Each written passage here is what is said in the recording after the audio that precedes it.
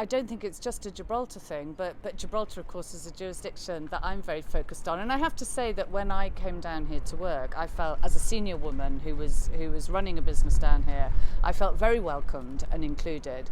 But there's no doubt that when I look at the gaming sector, and here this week we're here for the e-gaming summit, and so I really wanted to have a diversity and inclusion specific event on the eve of the summit, because I really feel that whilst we have talked a lot over the 8 years since we started our We All Want to Play initiative, which was all about promoting greater diversity and greater inclusion in the sector, whilst I think we've come a long way in terms of how much we've thought about these things, I'm not sure that we've actually achieved a huge amount in terms of positive outcomes.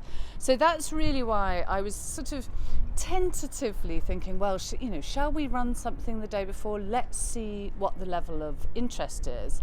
And in terms of interest on the speaker side, I've been kind of blown away. And I think it's very revealing that both the Deputy CEO of the GB Gambling Commission and the Chair of the UK Betting and Gaming Council and other really senior people, both men and women from the industry, have said, oh no, I want to be involved in this because we really do need to be talking about this. So Global Gaming Women, who are very prominent in the US in terms of promoting the sort of activity of women in the sector, they're now really keen to get more of a European footmark, and they see Gibraltar obviously as a really important base, so they wanted to get involved as well.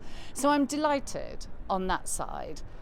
What I am keen to do, though, is get more people involved in the audience because, let's be honest, this is about reaching the people who don't usually get to come to corporate events, and it's the voices of those underrepresented folk in the industry, not just in terms of gender, but all measures of diversity that we really want to hear. If I could just have a single plea, it would be 4:00 on Wednesday at the Sunborn. Come and join us in the ballroom. Hear what these people have to say about why diversity and inclusion is such an important commercial and moral imperative for the sector, and tell us what your experience has been. We'd love to hear that.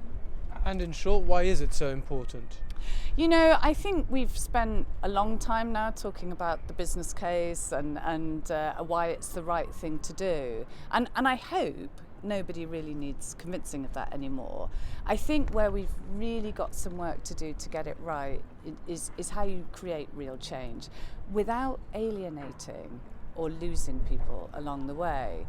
And I think counterintuitively, sometimes the more you talk about something, the less change really happens, because people, particularly in an environment where, let's be honest, some people have been hung out to dry despite having good intentions because they've carelessly strayed into territory they shouldn't have done, or used the wrong word, or things that ultimately don't matter at all if you have the right intentions. So I think that's really counterproductive when that happens, and all the more reason why I'd love a real mix of people to get in the room, listen to each other, support each other in terms of thinking about how we create real change, because I think the benefits will really be felt very strongly if we can do that.